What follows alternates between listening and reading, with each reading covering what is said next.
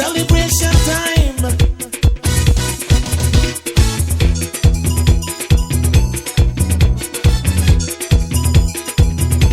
It don't matter what part of the jewel you come from. You da you and me da me. But guess what? All are we the one. The Yash and Muul Yash Cash Maya Museum is located in San Lazaro Village in the Orange Walk district. In 2022, our team visited the museum, which was the brainchild of Petrona Carrillo Cocom. She died in 2021. However, her family is keeping her vision of a house of culture that showcases the history of the Mayas alive. In this edition of Belize Watch Revisited, we look back at our conversation with the Carrillos.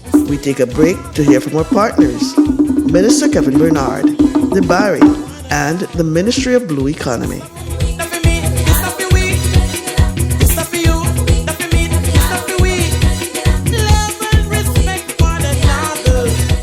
Progress blooms in every corner of Orange Walk East, where the dreams of our people are taking root and flourishing under the dedicated leadership of the Honorable Area Representative. Join us on a journey through the heart of development and community transformation. Imagine a place you can call home. Over 500 residential lots are currently being surveyed, paving the path for first-time landowners to build their futures in our thriving constituency. Connectivity is key to our growth. Witness the ongoing paving of the Tan Pine Ridge Road, a testament to our commitment to development and ease of access for all our residents. Soon, the journey on this road will be seamless. Anticipation is in the air for San Jose Palmar Village, as two main roads are set to transform into paved pathways, enhancing transportation and community life. Our dedication to improvement is unwavering, with continuous upgrades transforming our streets into modern avenues of pride for all our villages. The spirit of the East is invigorated with continuous sporting activities, fostering camaraderie and healthy lifestyles across our vibrant constituency. Accessibility to essential resources is a right, not a privilege. The new water tower in Tower Hill Village stands tall as a beacon of our commitment to this belief. Closer to home, essential services are now within reach, thanks to the Amnesty and Vital Statistics Clinic brought directly to the residents of the East. Community joy blossoms at the ongoing Ramon Cervantes Recreational Park project, where leisure and laughter unite us. Orange Walk East, under the stewardship of your Honorable Area Representative, is a constituency reborn. Together, we are building a legacy of prosperity, community, and hope. Join us as we continue to strive for excellence and bring dreams to life. Let Debari be your store of choice. When you're looking for the latest in electronics and accessories, be sure to visit us. At Debari, we have a wide assortment of household items to choose from. Dress in style. We have clothing for the entire family and so much more. Visit our store on Albert Street in Belize City, San Pedro, La Isla Bonita, Park Street in Orange Walk Town, and San Ignacio, Santa Elena. Debari. Buy more, pay less.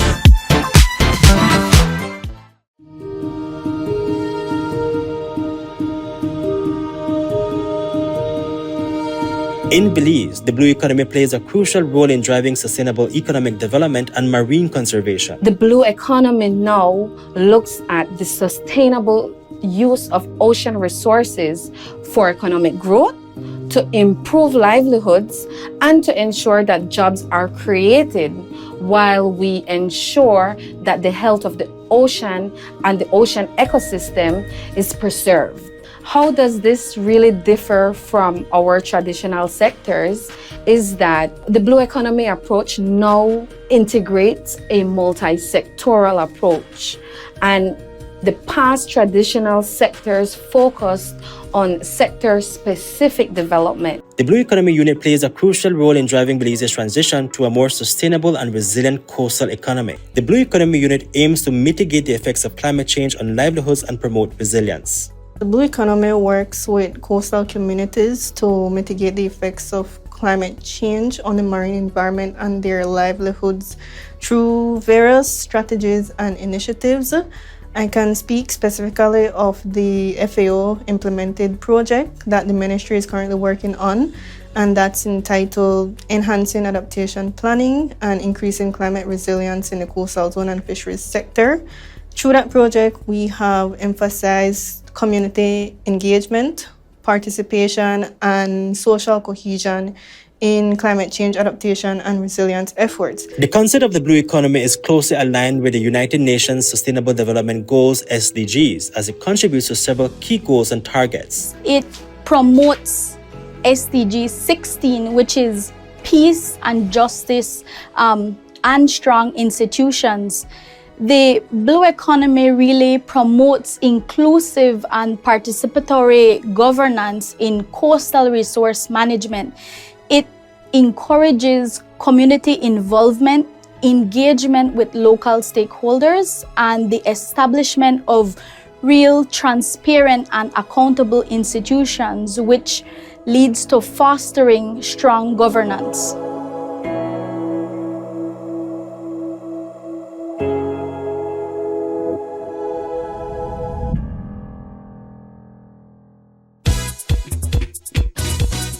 Celebration time.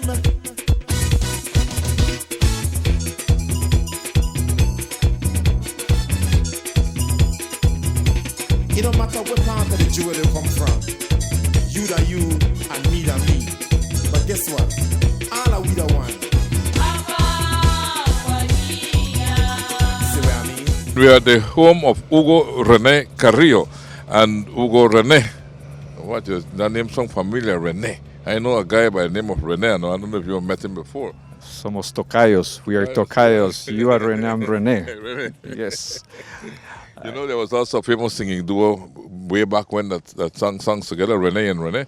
Rene and Rene, and then you have the famous Hugo Chavez, Hugo Sanchez, Hugo Blanco. Hugo Blanco, yes. So, And we have other artists by the same of Hugo also. Hugo the DJ that I know. Yes, and Rene, it comes with it's a powerful name because it reburns. Yes. That's the meaning of Rene, to reburn. To be reborn. Yes. Okay, so we are both reborn.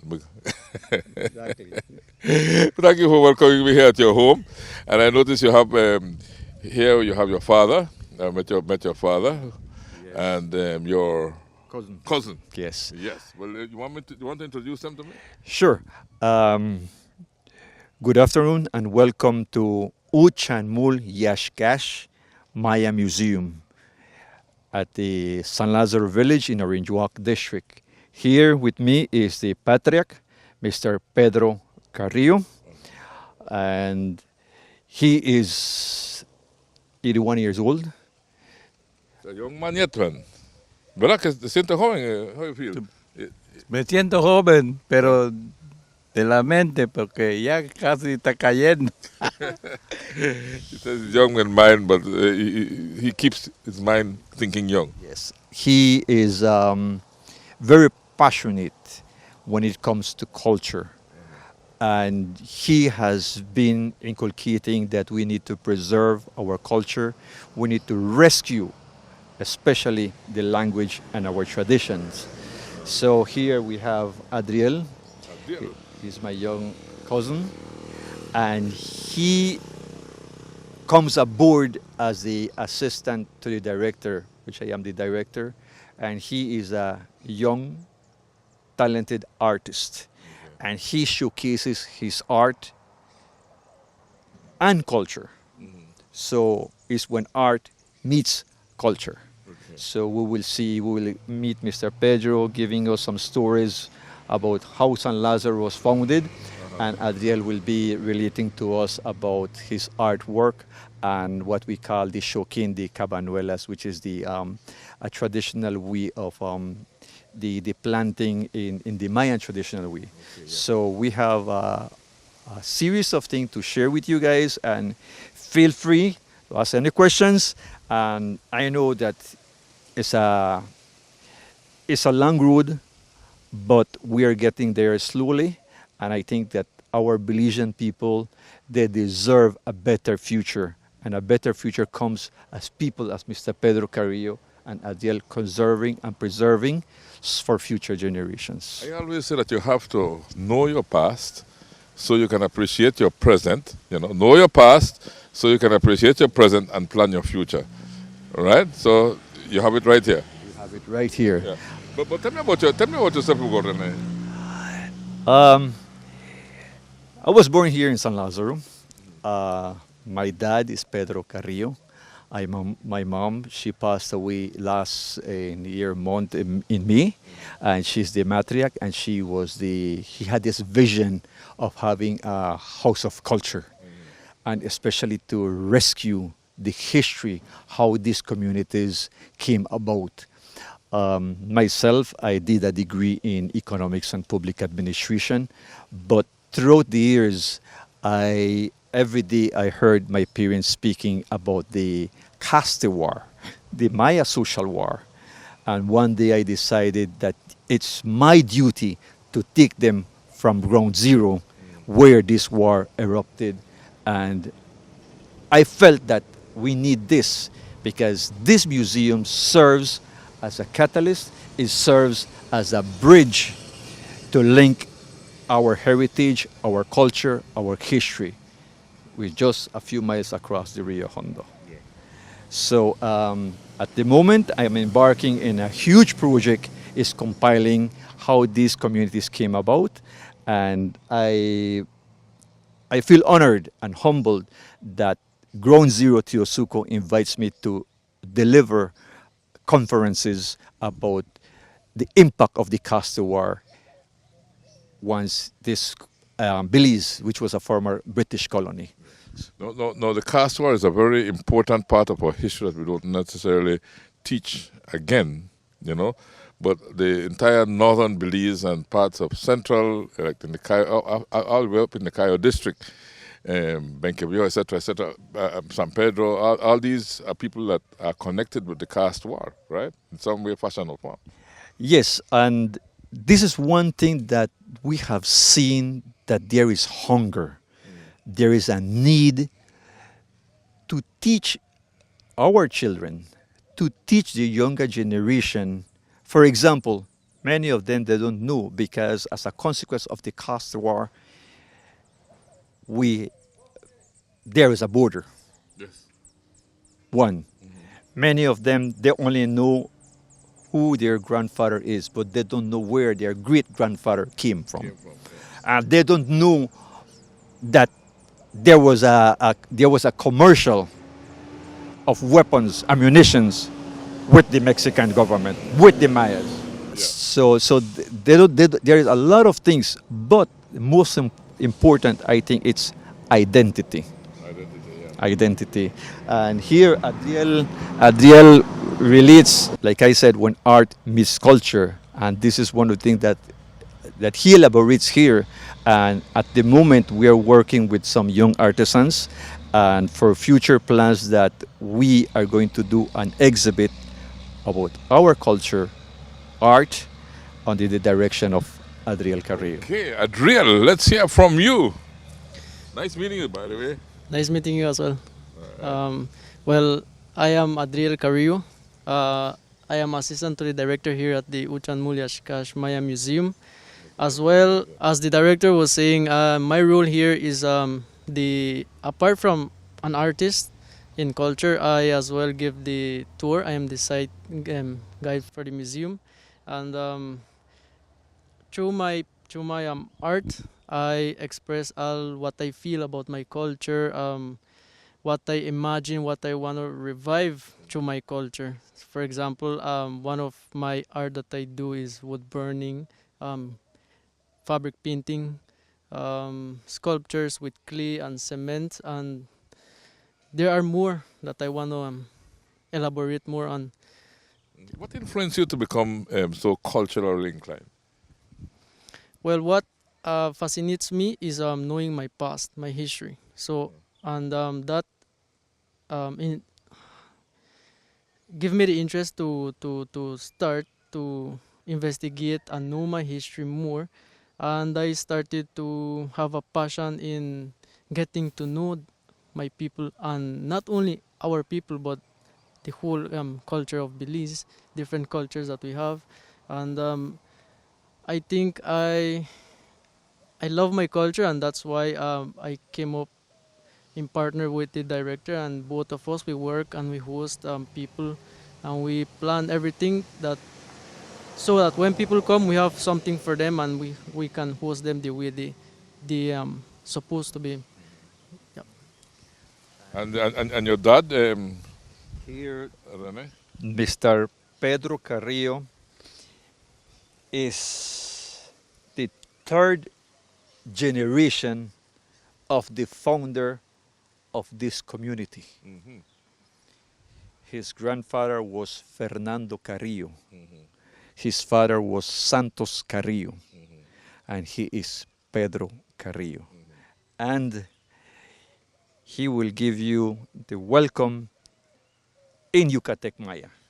Don Pedro, Sí, señor. ¿cómo está usted?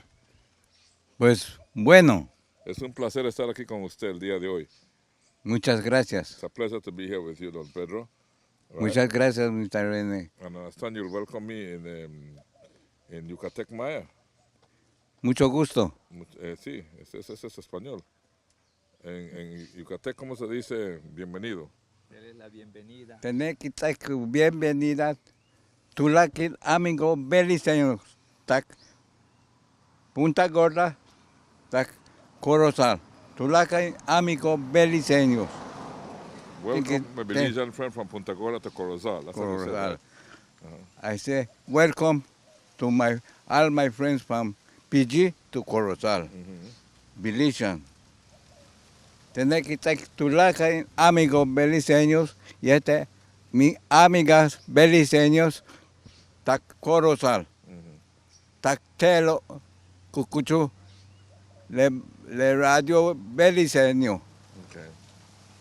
Now, I noticed you said you welcomed me from Belizean region. I picked up on that. But what else you said before that?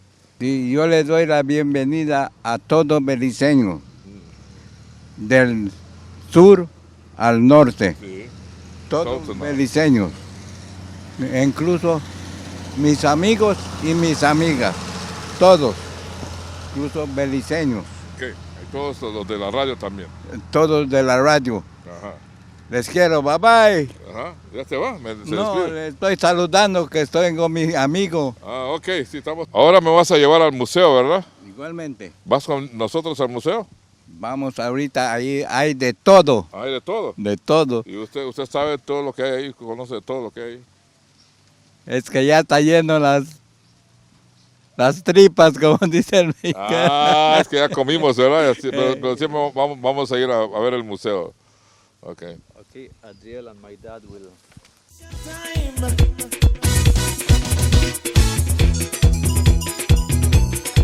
Here we're entering at the Maya Museum Uchan Muul Yash, means that it means the little mound in the green forest. Ush Chanmu Yashkash. It's a Maya name.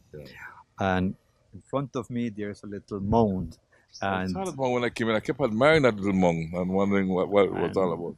this mound here where we're standing is evidence that the Mayas lived.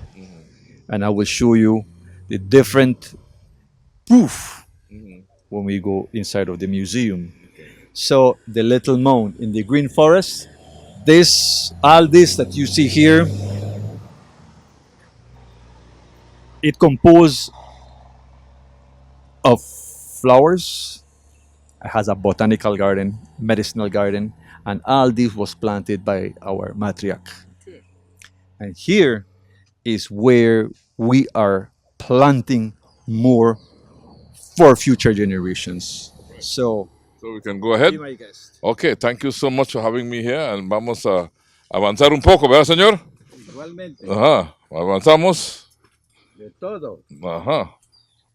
Usted tuvo bastante que ver con esto, ¿verdad? Mucho. Mhm. Okay.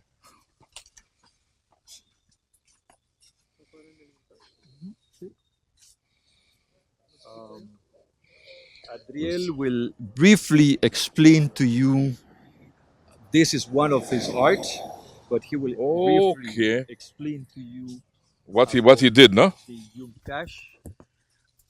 Okay, Adriel, so this is your work here.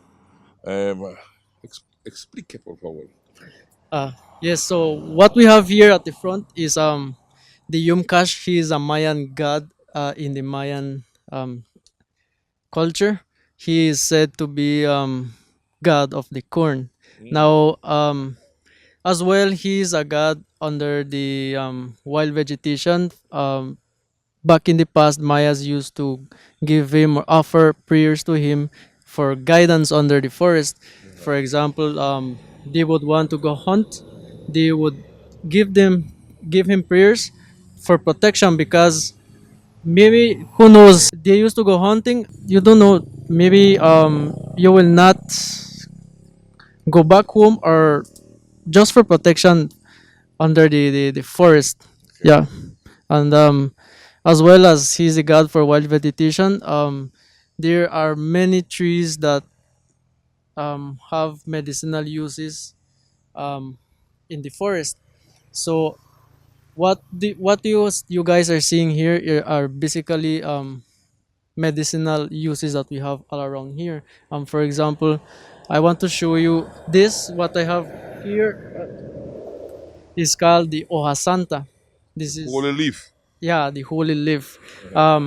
This has medicinal uses as well. What is that used for, holy leaf? It is said that it it's for snake bites, Okay. and as well it is good for to treat symptoms of maybe cough, fever as well. Yes. So you grind up the holy leaf like you're doing over. Yes. And there's the grind up holy leaf. And how do I apply how do I apply the holy leaf? It's just you have to make like a little oil. Mash it a little. It's already oily. Yes, and then you will just place it on. If it's a bite, you just place it there. Yeah. So like how I leave him fly, just bite me just on my hand, my neck, I could just do. Yeah, you can use that, and but like I said, here there are many different medicinal plants, and each one of them have their purpose. Some of them can use it for the same medicine, and but one thing is important for us is that we need to preserve nature. And by preserving nature, I think that the Mayas, they were more than intelligent. They were way ahead because you had to ask permission before entering the forest. You must ask permission before cutting anything. And my dad, he can recall when they used to go hunting. They used to ask permission, and if they're going to plant their first harvest, they used to do an offering. Yeah, I've been to ceremonies with the first offering indeed, and that's a very important ceremony. Dígale qué hacían con la primicia. Ajá, cuéntame esa experiencia. ¿En español o en el idioma? Español. La primicia lo hacíamos tiempo de que vas a cortar palos para tu casa, guano para tu casa, siembra de tu maíz, arroz, frijol, de todo. Tienes que pedir permiso al dueño del monte para que te escuche y para que sepas qué estás haciendo. Lo bueno es para todos, no para él, para todos. Folks that we hearing noise in the background, we're close to a busy highway, but yet this is like an oasis aside from that busy highway because we are not really seeing the highway much, but we're hearing the effects of the vehicles passing on the highway. Now, Yumkash, I noticed Yumkash has a plant in his hand, right? Yes, the Yumkash, what it's depicting there, as I said, is also god of the corn. Why? Because at the hand you can see that it has corn, so that is why it is said that he's god of the corn. Yes. That's a corn. Yes. The corn he has there. Okay. Yumkash. Yumkash. Kash means forest. Kash means forest. Forest. Yes. Forest. Yeah. And there's one thing that we like to emphasize that the Mayas, they have their deities, their gods. But then in this technological and informative world, people will just go and, I'm going to Google it, research about it, never knowing that there is a rich culture behind it. If you meet Mr. Pedro Carrillo, 81 years old, and he walks you to the milpa or the forest and tells you about the different practices, about the ishtabay, about the alush, is far, far, and you are learning also, and not just be sitting on a tablet. I like Mr. Pedro for that to me for me one day. Ishtabay and especially Ishtabay, I would like to know more. Para contarte, yo me siento allá, pasan niños, vengan acá. Don Pedro quiere darles una historia. He calls the children and said, Don Pedro wants to give you a story. ¿A qué hora sale el sol? What time does the sun come out? A las 6. No, hijo, el sol sale cualquier rato. The sun comes out all the time. Sí, porque cuando está nublado el sol se va. No es que se va, se tapa con las nubes. Claro. Ahora, cuando viene el sol ya son como las 10, las 11 de la mañana. Por eso no tiene hora para salir el sol. Y me dice, Don Pedro, ¿dónde aprendió ese? En el lenguaje maya. So the sun shines at all times, right? It doesn't have any special time. Exactly. It's either night or it's either the clouds or something that's keeping it from shining, but it's there all the time. Yo invité a un niño, es primo mío.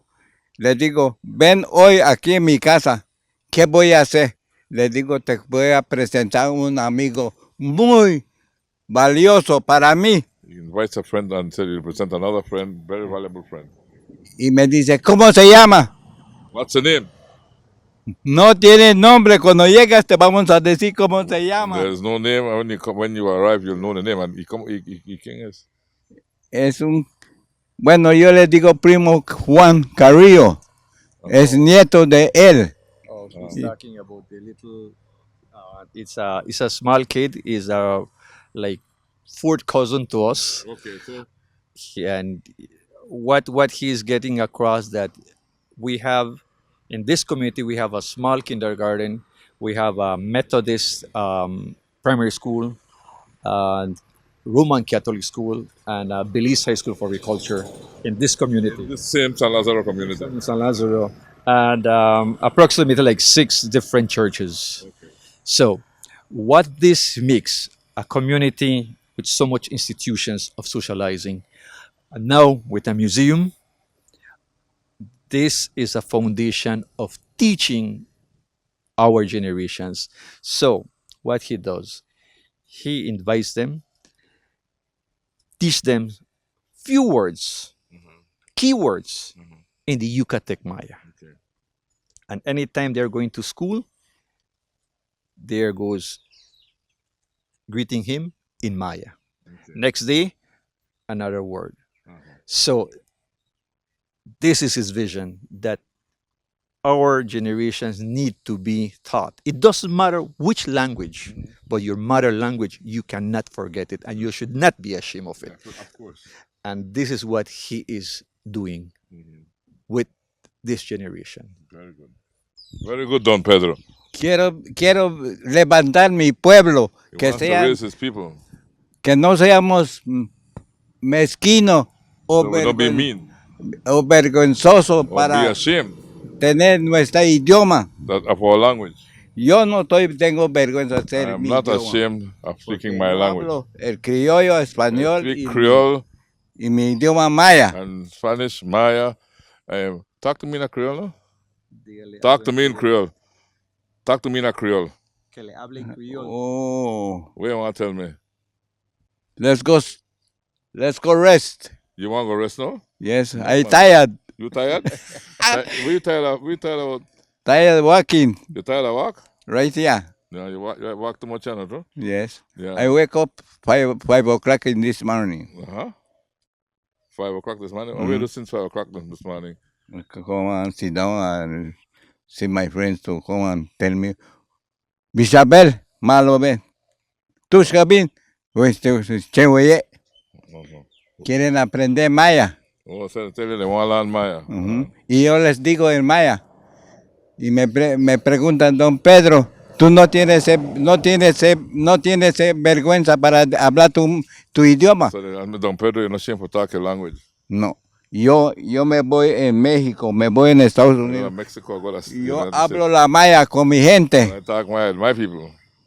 Okay. ¿Dónde ha sido el muchachito? Acá en Tecash, Uscuscab, allá es pura maya. Primo, cuando tú vayas allá, no tengo dinero, me vas a llevar, te voy a llevar, hijo. Te voy a llevar para que aprendas la maya como yo lo aprendí. Qué bien. Okay. He's proud of his language and he's teaching little kids to learn the language as he learned it. Now we go to the museum, sir. This is the entrance, the trail, and the trail has, like I mentioned at the entrance, that we have at least more than 100 different types of medicinal gardens, ornamental flowers, and for example, we have a guava tree, and that guava tree we use it to do our tea, which is very healthy. Okay. We have orange, we have a lime. We use the leaves also to do natural juices and also tea, and especially to this pandemic. Here we greet the little Alushito. Alushito? Yes. What would Alushito mean? What would he symbolize? Alush, we have to be very careful when we speak about the Alush, because we have the Alush, like many people say, you know what, it's looks like a little man or something like that. But then this is something that has been coming since our ancestors, about the story of the Alush. We have the Alush that takes care of the milpa. And then we have the Alush that the Maya priests, the men, create out of clay. And we have a specific one to show you inside of the museum. Okay, so do we have to touch the Alush before we go in, do we? Or we should? I think that this guy is taking care of us at the moment. So we don't greet him, don't touch him Yeah, on his pride or something? You can tell him, because up to right now he has about 3 stones left. Any mischievous person, stone them, yes. That's our focus. Right? So I think it's like, well, okay, hi. Okay, so Adriel, we are around in your botanical garden area. What will you tell me about that? Yes, so welcome to the botanical garden here at the museum. This is the botanical garden that is dedicated to the Mayan goddess known as Ixchel. Ixchel? Yes, she is a Mayan goddess of medicine, fertility, and textile. So there are 2 types of art depicting. One is that depicts her as a younger version of her, and another one which is older. The younger one, it's basically they depict her as showing her with a moon or sometimes with a rabbit. Now the older one is with how you say that, with a vis, and information says that the older Ixchel is watering the plants on earth, but in reality it means like she's giving birth, right? So it's when the for the woman, when the baby comes out, it bursts, the little bag sack, it bursts, and that's what it means, the Ixchel.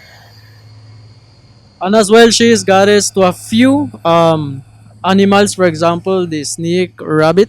That's why she has a snake, and you will see a picture inside of the botanical garden. And the botanical garden has over 100 type of plants that has uses. We have from the shkanan to the guava to the chaya leaves that we have here. And all that is just set in here? Yeah, we have all of these plants set in here. So that is why we have the botanical garden here. Okay. Yeah. All right, so let's move on. Where we go to now? As Adriel had mentioned, this is the botanical medicinal garden, and we had different types of plants. And thanks to my parents, thanks to the elders, not only from this community but surrounding villages. And I must mention one of them in particular is what we call her Chichi Nacha, is Ignacia Moguel.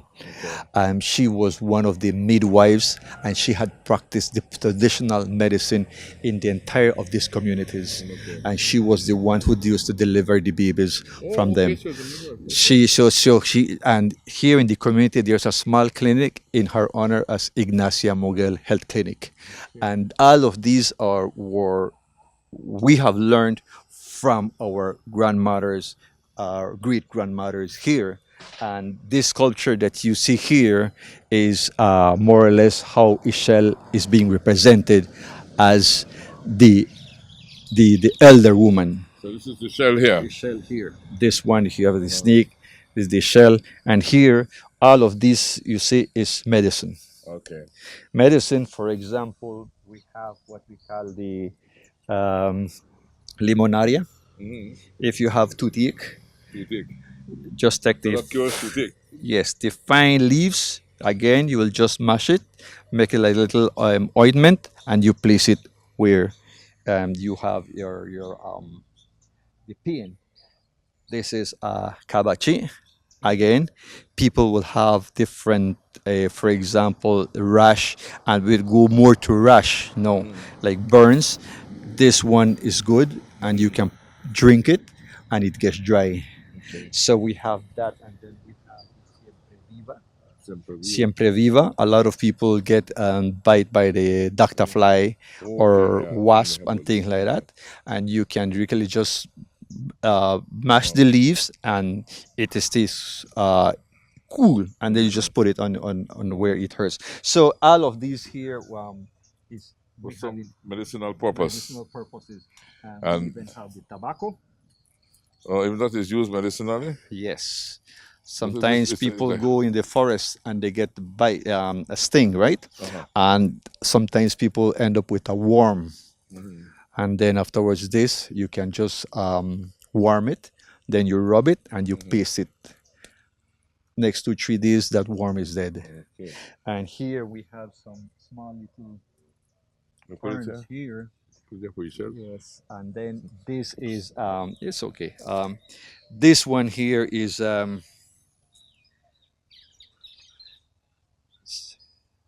many people say, "Oh, I have headache. Go to the pharmacy."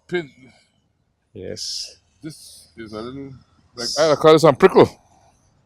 It is sinanche. What does this do? You have the big tree there. I think that this tree, there's not much around. This year, you have a headache. If you feel your head swollen, you just go and you pinch your head, and you will clearly see like it's bursting. This one here, very effective. Yes, just bust it.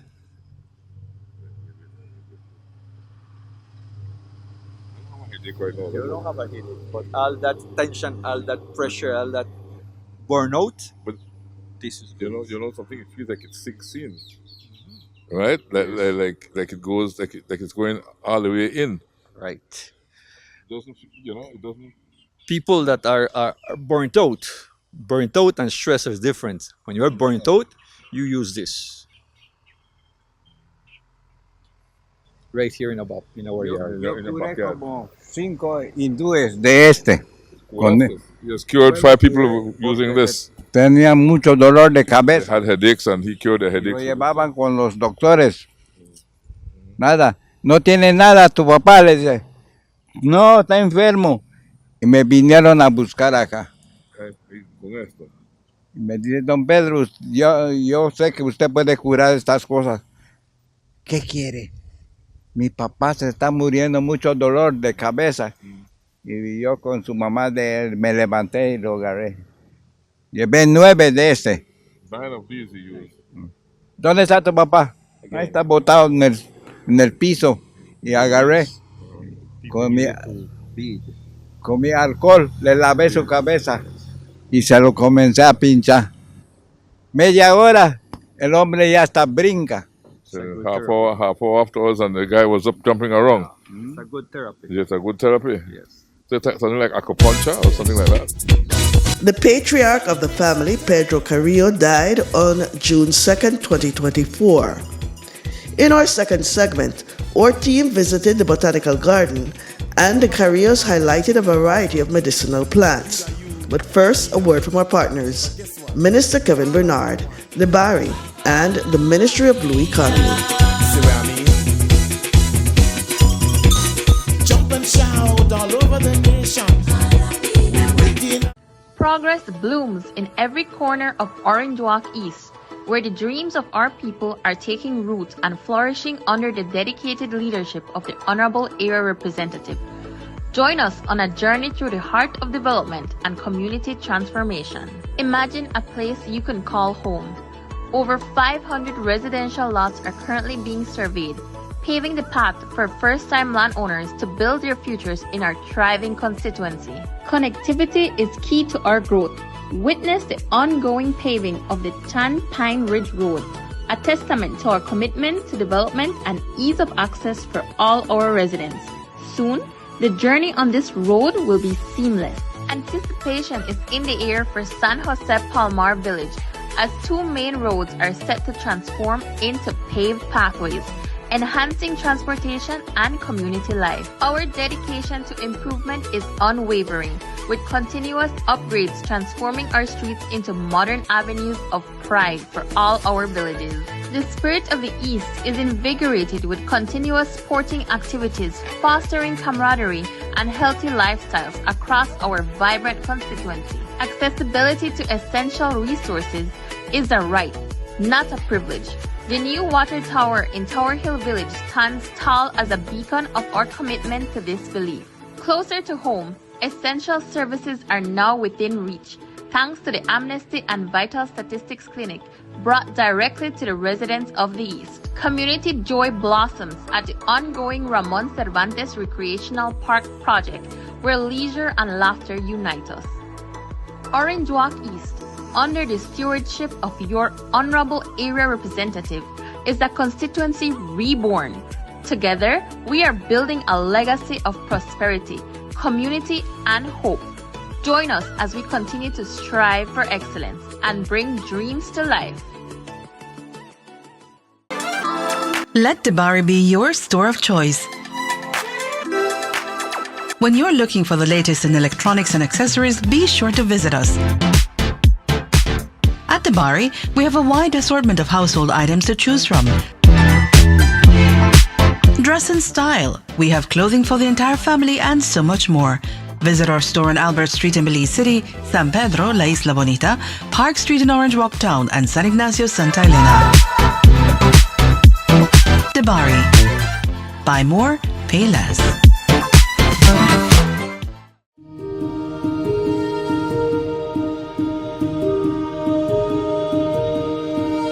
In Belize, the blue economy plays a crucial role in driving sustainable economic development and marine conservation. The blue economy now looks at the sustainable use of ocean resources for economic growth, to improve livelihoods, and to ensure that jobs are created while we ensure that the health of the ocean and the ocean ecosystem is preserved. How does this really differ from our traditional sectors is that the blue economy approach now integrates a multi-sectoral approach. By incorporating climate change consideration into its strategies and working closely with coastal communities, the Blue Economy Unit aims to mitigate the effects of climate change on livelihoods and promote resilience. Blue Economy Development Policy, Strategy and Implementation Plan, which was launched last year, and briefly touches on the need for targeted and innovative research that would inform the development of offshore renewable energy and other sectors, of course. The blue economy contributes to achieving several SDGs in Belize, and it plays a key role in advancing these goals, such as SDG 14, which is life below water. It does this by promoting the sustainable use and conservation of marine resources. It also promotes SDG 1 and SDG 8 to reduce poverty and promote economic growth by creating employment opportunities and supporting livelihoods in coastal communities. It also contributes to SDG 5, which is gender equality, by promoting women's empowerment and inclusivity in coastal communities. It promotes SDG 16, which is peace and justice and strong institutions. The Blue Economy really promotes inclusive and participatory governance in coastal resource management. It encourages community involvement, engagement with local stakeholders, and the establishment of real, transparent, and accountable institutions, which leads to fostering strong governance.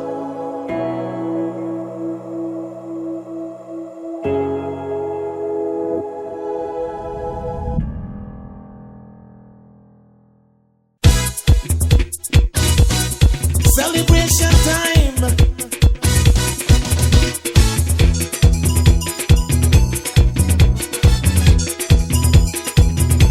It don't matter what part of the jewel they come from.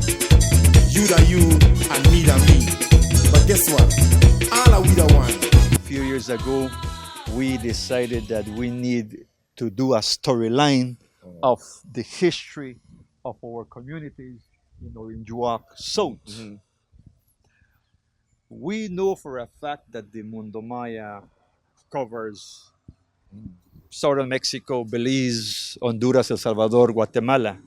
The first painting was done by Adriel, and that is the smoking shell that you find in Lamanai on a stela. Yes. And here we have the ceiba. That's cyber tree. The ceiba A tree. young cyber tree. A young ceiba tree, the tree of life for the Mayas. This one, there's a whole information about the ceiba tree, the importance in the Maya, the importance in the culture, folklore, different stories. Just the ceiba tree. Then we have the smoking shell done by Adriel, and then the other one is, this is with the pre-Hispanic Maya, and then in 1847, the Maya social war erupts in southern Yucatan. And this is how the communities, not only in Orange Walk South, but also in Corozal and parts of Cayo, San Pedro, came about. Yeah. So we have the Maya with the gun, but Supplied by the British colonial supplied power. by the British, yes. And then we have the machete. Machete was introduced as a tool, but it was used as a weapon. And then here, from that, we say, somos hijos del maíz. We are sons of the corn. And this is how the traditional milpa comes. Each little tree represents a small community in Orange Walk South. Now, we know for a fact that many casualties, many people died. So this represents the death. But my father can be, and he can give you the testimony that many people had to cross the Rio Hondo during that war. That's right. And I think that most of the churches here and in Corozal, they have their bells. A lot of these bells came from Icaiche. A lot of them came from Yucatan. So that's what signifies. We have the Rio Hondo, we have the lumber, we have the chicle, and now the key in season. So this is a storyline of how the communities came about in Orange Walk South. Marcos Canul was Icaiche. Marcos Canul was Icaiche, and a few miles from here, Marcos Canul used to meet with his people before attacking Orange Walk in 1872. Yes. Because I think he felt betrayed by the then colonial authority and at the fort in Orange Walk, and then he decided to to enlist the help of his fellow Ikaishe and attack the British fort in Orange Walk. Yes, That's the story, right? Am I right? Yes, you are right. I had the opportunity to meet this elder. He was 97 years old, and his grandfather was in that battle here in Orange Walk. I had the opportunity to interview him, and he gave me more than what we know or what has been written. So that means our history needs to be written and needs to be investigated and needs to do a research, and we need to lift up our people. These are the unsung heroes that we want to hear about. For example, my dad, he can relate to you how his grandfather came during that Costa War. ¿Le quiere decir? ¿Cómo vino tu abuelo durante la guerra de castas? Mi abuelo, ellos vinieron cuando se levantó México, que se están muriendo, se están matando. Everyone was killing each other. Entonces mi abuelo le dijo a su papá, que era mi abuelo también, vamos en la colonia. And his father told his father, let's go over to the colony. Y mi abuelo, que es mi abuelo Fernando Carrillo, empacó sus cosas. Solo metió un pantalón. He packed his things on only one pants and one shirt. Y le dice a mi abuela, vamos. I told Granny, let's go. Y se agarraron para venir, todo allá. Y venían, puro en el monte venían. And they came through the bushes. Y cuando llegaron en el estado de Yucatán, allá se dividieron. In Yucatán, they came across. Se regaron, pues cada quien buscó dónde puede venir a salvarse, porque la gente venían descortándole. If I'm right, the Guerra de Castas was the uprising that the Maya had against the Spanish and Mestizo. So anything that was Spanish or mixed in the area had to die. They was not welcome, right? And so it was a massive cleansing war, if you want to put it away, or war cleansing, because they claimed that the cross, that the Santa Cruz spoke to them and told them to do so. I think I got my history correct, right? Yes. The Maya social war. It is one of the longest war in the entire of America. And it prevented Chatamal, the Quintana Roo state, and the other state next to it, Yucatan, from becoming parts of Mexico, the Federation of Mexico, for quite some time, because of the war that was going on and the uneasiness in the area. Yes, Yucatan was independent at that time. Yucatan was independent. Yes, with Merida as its capital. And then there comes Campeche. Campeche played a vital role in this war. And just 3 days ago, we attended a funeral, and my respect to Mr. Eleuterio Q. He passed away. He was in 1933 when he was born. And he came right here and he gave his testimony how Campeche played a significant role in this Costa War. Yeah. So, and I call to all Belizeans, we need to know our history. Yes. The colonial authority, what they did, as I was saying, and you correct me if I'm wrong, they supplied weapons to the Maya, but at the same time they gave refuge to those who were fleeing from the war. So that's how these areas were settled. So on one hand, they were giving refuge to those who were fleeing from the war, and on the other hand, they were supplying the Mayans with weapons. Is that right? Yes. The British itself, the colonialism, the role that it played was for and against. One, because if the Mayas wanted an independent nation, how would the British allow for the Mayas to be independent? One.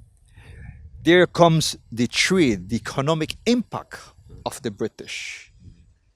there comes the social impact of uniting and dividing the cultures. Many people thought that it was only Ikaiche and the Crusob that they were fighting against each other. Yes, but many people should know that a lot of the Mayas that they were fighting, they had military experience because they were serving the Mexican government. And they were serving and they were killing their brothers and sisters. So, Mr. Rene, this is something that we, like I mentioned, when we used to sit around the table, my mom, my dad, they said, this is what your grandfather, your great grandfather told us. And I saw that it was my duty to take them to ground zero, Tiosuco, where this everything started. I took them to Tepich, where this was the one of the biggest massacres of killing at least 20 non-white families. Well, definitely, Hugo Rene. I enjoyed, and I always enjoy talking about the Guerra de Castas because it is a war that has helped to shape the northern and western, extreme western parts of our country, you know, and it played an important role in making us, in who we are as a nation, in shaping even our borders with the treaty that was eventually signed with Mexico. Yes, Mr. Rene, and this is very important, not only the history to be taught in the educational institutions, but across our country. Because one thing for a fact is that the Belizean people, they're blessed. And I think that our forefathers, our heroes, sacrificed their lives just as any other people who has survived one of the longest war. And that's why we have an independent nation. But independence comes to Belize not only on the 21st of September 1981. Yeah. It doesn't come on just the heads of agreement. It doesn't come the paving of our independence. It comes more. Way back. Way back. Yeah. The first cry, one of the early cries was that of Marcos Canul. Marcos Canul, the great Ikaiche Maya. And I welcome you to the small museum. Okay, This small museum comes as an emblematic project. One, it was the vision of my mom and my dad. Two, we won the emblematic award from Mundo Maya, and they gave us all the furniture for the museum. But we had to put the building and do the finishing. But be my guest. Thank you. Let's go into the museum. See, this here is I want to acknowledge my dad, like I mentioned, because every time we go, we visit other elders, they sit and they start to tell us about the different experiences from their great grandfathers. That's one. Two, and I must acknowledge different organizations, NGOs that have collaborated with us. And one of them is the Mundo Maya Internacional and headquarters in Guatemala. Like they gave us after presenting our proposal, this museum comes as a result of the genesis from Festival del Pueblo. Every year we do a Festival del Pueblo. Why Festival del Pueblo? I was about to ask you about that. What's the background with that? Okay. Festival del Pueblo. And where is it held? Right here. Right here in our home also. Okay, so you organize that. We organize it and we invite different cultural groups, different guest speakers, different educational institutions and researchers, and not only Belizeans, but also from the Mundo Maya countries. And why festival? Because festival allow us to showcase not only Maya culture per se, but it allows us to showcase their culture, their beliefs. So it's not only Belize. One. Two, Del Pueblo is not Pueblo de San Lazaro, but Pueblo means we as people. So it's a festival of the people. And because of that, we have gained so many support and willingness to work with different organizations across with other museums. And we have been invited, for example, annually to go to the anniversary of the Guerra de Castas. Presently, there is one in Carrillo Puerto. We are working with them. But this could be like a personal experience to visit those places. But like my dad says, we need to share this information. So what we are doing, this Festival del Pueblo has given us this museum, and now this museum is creating this cultural bridge between Mexico, Belize, and other Mundo Mayan countries. And Felipe Carrillo Puerto, where you go to, was once the Chan Santa Cruz, which was the main city during the Guerra de Castas, the Chan Santa Cruz. The Cruzab Maya. Right? That's where they had. So Felipe Carrillo Puerto. Felipe Carrillo Puerto was the governor. He was the governor at the time, so it was named after him. After him. When Quintana Roo became a state of Mexico after the war was finished. Yes, and I think that. Correct with that, no? Yes. Adriel also, I said, part that we need to visit. You visit? Yeah, you visited? Yeah, it was back in 2018. Yes, we went. He took me up to ground zero, like he says, in Tiosuco, where all the war happened in 1847, and it's pretty amazing getting to know the grounds and actually seeing the tunnels that the museum has in Tiosuco, where they all stored their food within the war in 1847. So it's a very adventurous and pretty amazing history that I got to know. And it's how commonality with the sea right here. One thing I would like to share is because he said like Pedro Carrillo.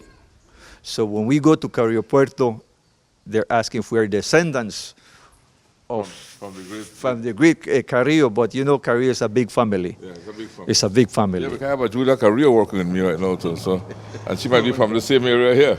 And this is the exhibit of the Guerra de Castas.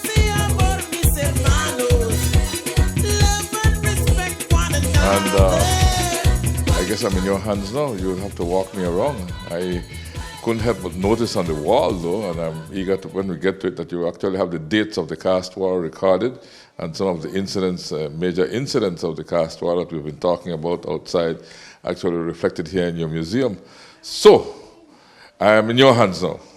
Mr. Rene, and to all your viewers, there's one thing that we can see when a family is together, stays together, and we have to work. And I think this will be the foundation. This is the foundation for every country that Belize wants. So here, let me introduce to you, this is my mom. Okay.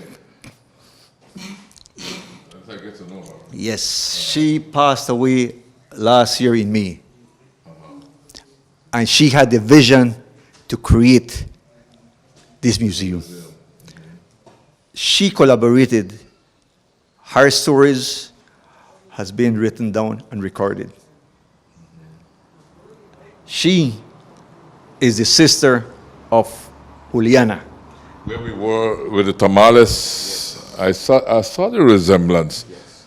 Yeah. And she believed, and I will quote, La tierra se hizo para trabajar. The land was made to work.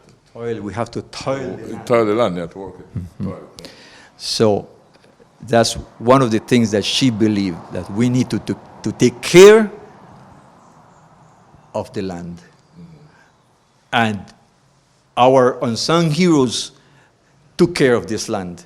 Many people, we owe them merits for taking care of this land. And that's why I can say that I'm very proud of her. And this museum is in the beginning stage.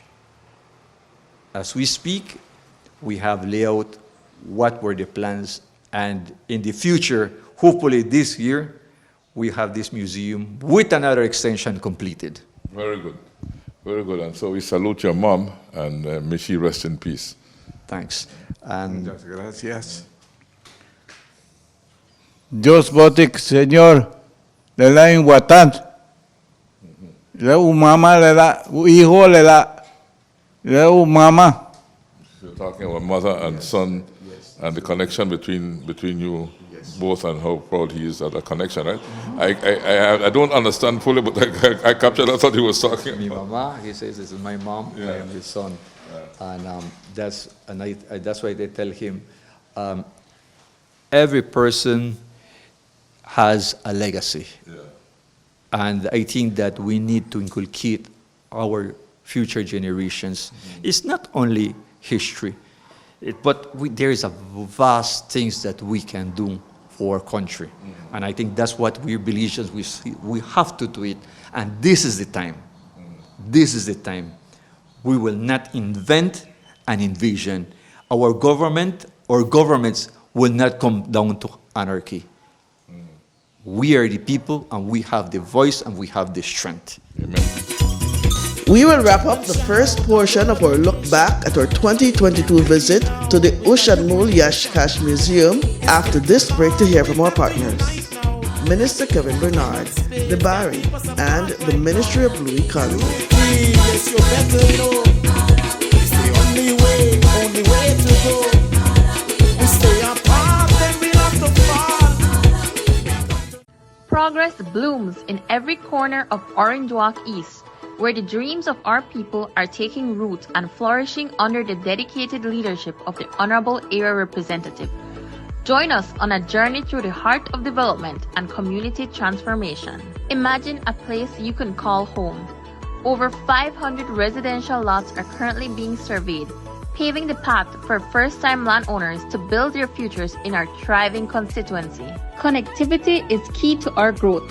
Witness the ongoing paving of the Chan Pine Ridge Road, a testament to our commitment to development and ease of access for all our residents. Soon, the journey on this road will be seamless.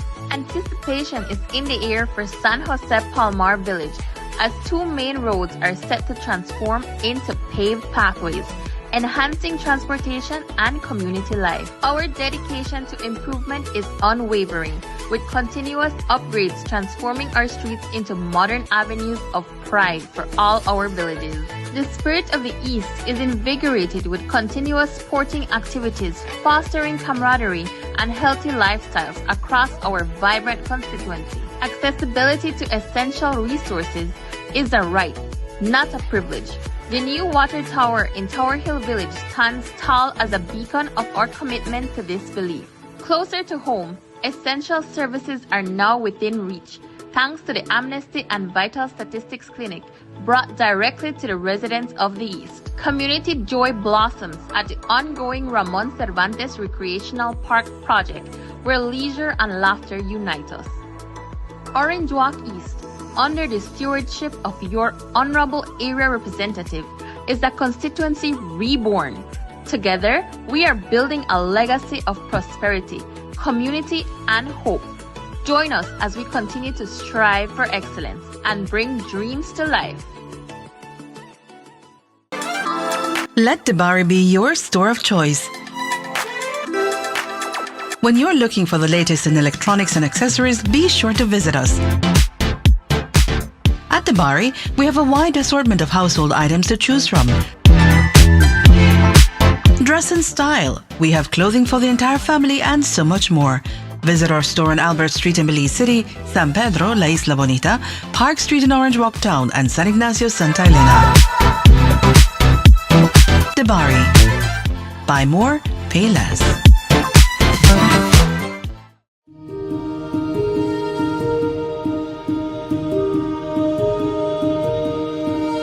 In Belize, the blue economy plays a crucial role in driving sustainable economic development and marine conservation. The blue economy now looks at the sustainable use of ocean resources for economic growth, to improve livelihoods and to ensure that jobs are created while we ensure that the health of the ocean and the ocean ecosystem is preserved. The Blue Economy Unit has developed its Blue Economy Development Policy, Strategy and Implementation Plan, which was launched last year and briefly touches on the need for targeted and innovative research that would inform the development of offshore renewable energy and other sectors, of course. By incorporating climate change consideration into its strategies and working closely with coastal communities, the Blue Economy Unit aims to mitigate the effects of climate change on livelihoods and promote resilience. The Blue Economy contributes to achieving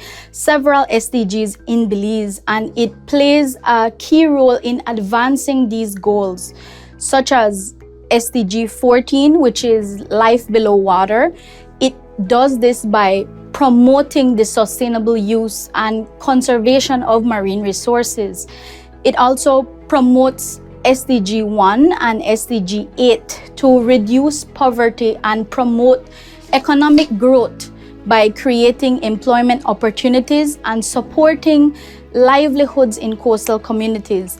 It also contributes to SDG 5, which is gender equality, by promoting women's empowerment and inclusivity in coastal communities. It encourages community involvement, engagement with local stakeholders, and the establishment of real, transparent, and accountable institutions, which leads to fostering strong governance.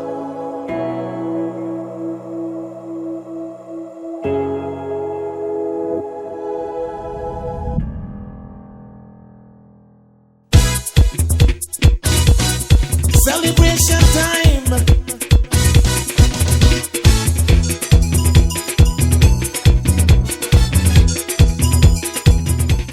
Traditional dress, right? Yes. This is the traditional Maya dress. This is called the ipil. This ipil is the attire for the daily use of the woman. This one here. We put this, even though we have others, the different, what we call the terno, the more elegant ones. But I think that this reflects and this symbolizes a lot in our Maya culture. The ipil. And here we have other pieces, what we call the grinding stone, the metate a la mano. And this was found here in the community of San Lazaro. And this was donated by Mr. Remigio Sanchez. And I acknowledge Mr. Sanchez for donating this. That stone is heavy. It's heavy. Yeah. I'm familiar with it. Yes. Yeah. It's good to... So you imagine the Maya women, they were very this is strong. A heavy stone. Yeah. See, okay, so we have this, and then here we have the table, Mayan table, and this is what we call the lek. The lek, yeah, I was about to say the lek. The lek, it will keep your tortillas warm. Okay. Yeah. See? It's made from calabash, right? Right. A big calabash, you scrape it out, and your tortillas will never get cold in this thing. Never. Right? Like. No. When you used to go and cut, cuando ibas a cortar madera o cuando ibas a viajar, llevabas tu lek, ¿verdad? Tu lek, sí, porque ahí no queda frío, queda siempre a tu tiempo para que puedas comerlo. See, when he used to go and work, he takes his lek with him, and, right? Y con este. And this is the water. Este es ¿cómo se llama este? Chu. Chu le llamamos en maya. Tuk tuk en español. Well, the chu on the lake. This, and I am grateful for this because there's something that I want to share. And I really treasure this lake because when I visited Ground Zero, where the war started in Cocom, we were visiting the elders, the families, and as I walk in the kitchen, I saw it. But I know that I have to be conscious and respect my people who are hosting. And I had mentioned to them, como cuánto cuesta uno? And the lady told me, esto es mío. Este es mi patrimonio. I'm proud of it. And then she told me, ¿de dónde vienes? Where do I come from? I say, Belize, once a British colony, Honduras Britannica, British Honduras. And she just looked at me. She watched me. Before she said anything, I took out my wallet and I took out a $5 note. And she looked at it. Esa. The reina, the queen. The queen. I say, llévalo. Take it. And she told me what her grandfather went through in Ground Zero. Well, give me a quick insight into what that story would have been. We could do that for me in a few minutes. She said that her grandfather from Teosuco, and when they heard that this war is peak, she said, what we will do? And her grandfather said, vamos a pelear. We will fight. We will fight. And her grandfather was, at that time, he met and fought with Jacinto Pat. Jacinto Pat was one of the Batabs that was fighting for the liberation of the Maya people in Teosuco. Okay. That testimony, I have it here. And I have traveled the state of Quintana Roo, Yucatan, even Campeche. And I have seen the remains of bullets, of the canyons, the balls. Cannon balls. I've seen them. You say, this is what happened. But here we are, and we are proud to be Mayas. Then you have, going back to our exhibition, you have the cacao and the maize. The cacao is, right now many people are using for chocolate, but this for trade. The Mayas use it for trade.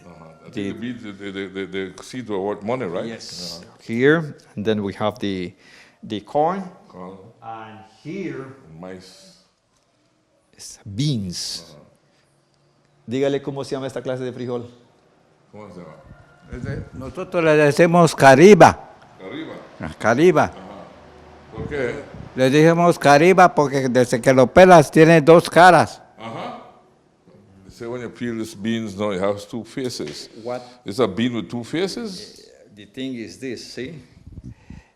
This little bean here grows, but in vines. This is the real kabash bull, what you call it. So there's one, but I don't see the other face. No, este no tiene. I don't think this one has it. No, Es no. que se secaron. Oh, they get dry? Se Yeah, secaron because tierno. oh, it was Ese se baja young. cuando está bien sazón y le sale dos caritas. You have to pick it at the right time to see the two faces. So this one grows in a vine. It's not the traditional that we see. No, this grows in the vines. You just put it on the trunk of a tree, and it goes. This one here. Okay. Going more to, this is the traditional table. Yeah, very low. Very low, and it has three, the 3 feet, and this translates. If we go to in the Mayan culture, it has the Mayas use 3 stones. This one has 3 feet, and then afterwards we have this, where you put like a rock to put your ingredients, and it's being sustained by three strings. So 3 stones, the 3 feet and the 3 strings are 9. which is the 9 months of the mother, the maternity. 9 months of maternity? Yeah. Okay. Okay, so the pregnancy of the woman, 9 months, right? Here, let me show you, this is Por the... eso mi papá me dijo, nunca tengas vergüenza, hijo, muéstrale a tu gente, a tus amigos beliceños, esta es comida de los mayas locales como nosotros. My father said to don't never be ashamed, show people the food of the Mayans, also our food. Sí, porque este se come con muchas cosas. This is a lot of things. Con tu habanero, tu carne de coche le penas adentro, tu habanero, rico. Para cocinarlo está facilito. Mi difunta esposa me dice, cocínalo, apréndelo, porque cuando yo me vaya de acá, ya lo sabes cocinarlo. Yo lo puedo cocinar. His wife told him, learn to cook this, because when I leave here, you have to know how to cook it. And he says he can cook it. No tengas vergüenza ser un mexicano. Don't be afraid, don't be ashamed to be who you are. You're a Mexican, but you're a Belizean. Bueno, ellos decían mexicano porque venimos, mis padres vienen de allá. Sí, por la guerra, pero usted nació aquí. Soy beliceño, soy nacido acá. You were born in Belize, even though your parents came from over there. Let me introduce to you, these are some of the nations from the community. And these pieces of pottery were found here where we are standing at the moment. On the same site. On the same site. You know, as I came in, I looked at the site and I said, there's a Mayan temple under this site. Right? And you think I'm right? Or? You are right. And this proves that we had Maya people living here. That's exactly where we are. And this gives value added to our museum. And thirdly, this is for future generations and to say, my land, my country. I noticed you have pieces of flint as well. And Yes, people call them achitas. Achitas, yeah. All right, achitas. This was found in a cane field. Wow. And this was donated to us by a young lady on the second Festival del Pueblo. It was in 2013. Wow. So we are very thankful to all these people who have donated these items. And this is just not even quarter of what we have to showcase. And here is the Maya resistant movements. Yes, this is interesting. This is the Maya resistant movements, and majority of them, even though it occurred in the Mexican part of the country, but many of them are consequences of this Casta War, and that's how we came about. For example, the rebellion of the Maya, of Campeche, of the Cash. We have people in Belize who have family in the Cash. Yeah. So, yeah, and then we have... Yes, so this is the... Let me just read this for those who are listening on radio. 1546 Maya rebellions of Shell, Sotuta, Tases, am I correct? Yes. Kupul, Kokwa, and Waimil. 1560 to 1562 movement of Sotuta and Mani. Am I correct so far, the pronunciations? 1565, conspiracy of Valladolid. What was the conspiracy of Valladolid? Okay, here in Valladolid, it was... This is Yucatan. That's Yucatan. It's a few miles from Merida. Now, if you see this, all of this here is a conspiracy. Yeah, because you had a rebellion of the Maya of Campeche, 1580 to 1583, 1585 conspiracy of Campeche, and 1597 conspiracy of Sotuta. So all of these people start to conspire. Yeah, and that's how it was shaping. And everything, for example, you know that when we go more depth in history, sometimes you will see that this Mayan leader was killed by his secretary. Yeah. Or things came as as a trap sometimes. It's just like what happened here in Belize with the Icaiche, Marcos Canul, and even with Maximo Perez. So these are the little main points that happen. But if we are aware, we are talking about 1546. That's where it started, yeah. That's when the Spaniards came in. And I think that we cannot ignore the impact also that Spain did, and not only singing or say, we were colonized only by the British. No. Spain it played an important, well, not an important, but it played a role in colonialism. And if we're descendants of the Maya, we're descendants of the Spanish, we're descendants of the British, we were divided. That is so. And 1610 movement of Tekash, rebellion of Sakalum, rebellion of the Maya Bacalar, rebellion of Jacinto Canek. So by up to 1761, you have all these rebellions and uprisings and what have you. And then what happened here? This is the caste system. The caste system, and that's why it's called the caste war. Caste war. Right? The war of classes, the class system. Yes, many people say here, I am Masewal, but who is a Masewal? Masewal is the Maya who work milpa, but also labor on an hacienda. But then afterwards, we have the mestizo of people having mixed Spanish and Maya heritage. Why don't we start from the bottom? Because they had the Mayans, the pure Mayan at the bottom, right? Maya leading a tradition of life apart from the caste system was the wheat.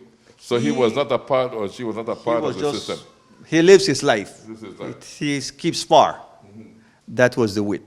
Then we had the Masewal. Masewal is the Maya who worked the milpa, but may also labor on an hacienda. So that was the laborer. The laborer. But remember that the haciendas, it was controlled by the Spanish. Yeah. So this is a worker. Yes. Then the peon. The peon was a Maya worker on an hacienda, ranch, or farm. So the peon was also another class of worker. Another class of worker, thinking that he was better than the Masewal. Right. That's how they divide you, right? That's how they divide so you are better than this one, right? And everybody goes up on this. I like how you have it depicted here, because everybody goes up on the ladder. Yes. So they then going another step up, we meet the Hidalgo. The descendants of the pre-Hispanic Maya nobility. And we have people, and I can tell you, people believe that they're Hidalgos, and I have met some people, not only in Mexico, but even here, and they say, yes, I am, like my complexion of my skin, but I have Maya nobility. Yes. And so from the Hidalgo now we go up to the Mestizo. The Mestizo now is the people having mixed Spanish-Maya heritage. Yes. The only thing that I see when they say mix, because being mixed, right now, if we say I am Mestizo, hey, I don't know in which generation there was a mix, not only with Spanish and Maya, but maybe we have some blood of the British, maybe we have some blood of Garifuna, we have some blood of the Creole.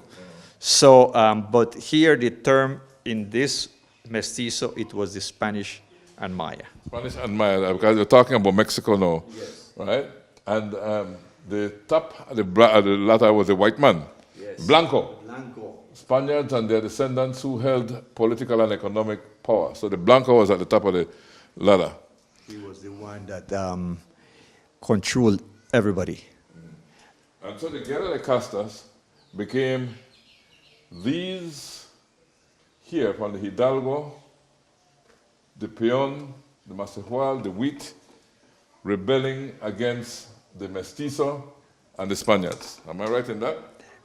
And here, many people summarize it as the Masewal fighting the Spaniards. Yeah.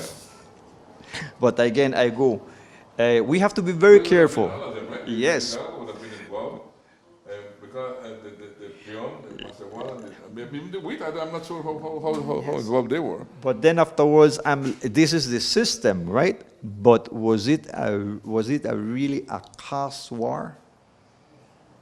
That's the That's question. the caste system. That's the caste system. But was it? And I think What would you term it?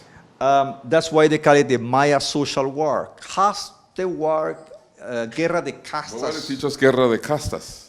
That's when the different historians, the researchers came and put that title as Guerra de Castas. Caste war. Caste war. Because that's the caste system. Yes. But I think it was more of a social war. Because the disfranchised were these. So it was like the disfranchised here going up against the top bracket up here. No, sorry, the disfranchised going up from here. The disfranchised from the Hidalgo down to the wheat, going up against the mestizo and the blanco. Right? And So if you were mestizo or blanco, you gotta go. You gotta go. Yes, and this is exactly what Manuel Antonio I, Cecilio Chi, and Jacinto Pat. These are the three main batabs, what you call it, that led this. They started in 1847. So you have Manuel Antonio I, Cecilio Chi, and Jacinto Pat, and Could I read this? Just for Manuel Antonio I, 1817 to 1847, was a Yucatec Maya military leader and revolutionary and chief of the village of Chichimilia. In 1847, he met with Cecilio Chi, Jacinto Pat, and Bonifacio Novello to plan the uprising that would become the caste war. Reportedly, he stated that his goal was to have the white men driven from the peninsula. He was discovered when a bartender found a suspicious letter he had left in his hut and was arrested and soon afterwards executed on July 26th of the same year. That was after the war, right? When he was executed? he was executed in 1847. That's when he died on July. On July. 26, But then afterwards, the war. This is the initial stages. Oh, the war started after that, right? On that same year, 1847. That's when the war started. Yes. So the war started when he was killed, Yes. 1817 to 1847. And he was taken on the plaza, and then the authorities had said that any Indian that follows his steps will end up just like he did. He was literally slaughtered and left on the plaza under the sun had to die. Wow. And so that led to people saying, hey, out with you, mestizo and blanco. Yes. All right? And this Because the mestizo is a mixture of the blanco, so you have sangre blanca, you gotta go. You gotta go, and this is where I took my dad and my mom we went to Tepich, and this is many people. I sometimes I like to make some comparisons. You know, I had the bad one, so who is the baddest? But then when I meet people, especially the elders in Tepich, they will tell you with that load, trying to share this history and not to give wrong information. And why? Because here, you can go ahead if you want to go ahead read. This is Cecilio Chi. Yes. Chi's ancestor Andres Chi was involved in the 1597 rebellion against the Spanish. Batab of Tepich, by 1840, Cecilio was respected for his intelligence, eloquence, and leadership qualities, though he was not well educated. Like I, which is Manuel Antonio, like I, he gained military experience fighting in the Yucatecan conflicts. He joined the Maya conspiracy in 1847 and with Jacinto Pat led an assault on Tepich that killed all members of the 20 non-Maya families in the town. This became the first recognized incident of the caste war. Chi was committed to the expulsion and extermination of foreigners from the Yucatan Peninsula. This position brought him into conflict with Jacinto Pat, who sought an end to hostilities with the Yucatecos as a way to achieve Maya autonomy. Chi was assassinated by his secretary, Anastasio Flores, in June of 1849. We spoke about him a bit earlier. Yes, and like I said, he led an assault on Tepich that killed all members of 20 non-Maya families in the town. Yeah, that would have been mestizo and blancos, right? Yes. So And Batab was a tribe, right? Yes, but that was like given like comandante or that's what they. Well, the Batab is a title. Yes, a title. Uh-huh. A title that they use it. So it's like commander. Yes. When you say a Batab, you're a commander. Yeah. So Batab of Tihosuco. Pat, this is Jacinto Pat. Pat inherited the leadership role from his father, Don Francisco Pat, who is recorded as Batab in 1827. Well-read and politically savvy, Jacinto initially maintained his position and influence in the prosperous community of Tihosuco, by getting along with the ruling Yucatecos. As the crisis escalated in 1847, his hacienda at Sculmpich,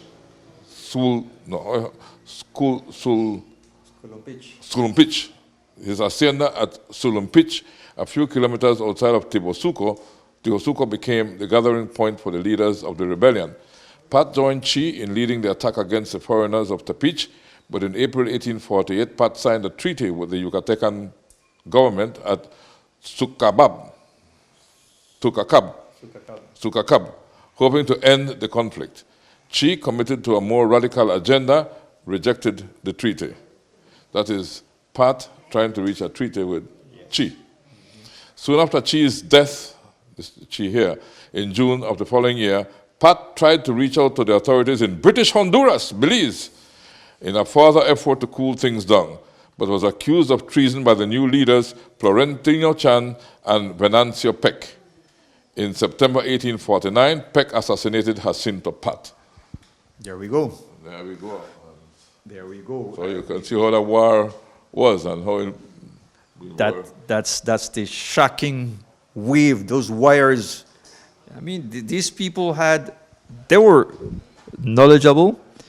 They were skillful fighters besides negotiators, but it's either Maya or nothing. Yeah. And then I had the opportunity to visit his hacienda, still standing in Tihosuco.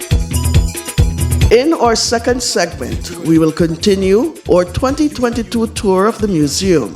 During our visit, Don Pedro demonstrated the art of making rope from a plant. Be sure to tune in. This has been Belize Watch Revisited. Thanks for listening. We're breaking out with a new creation.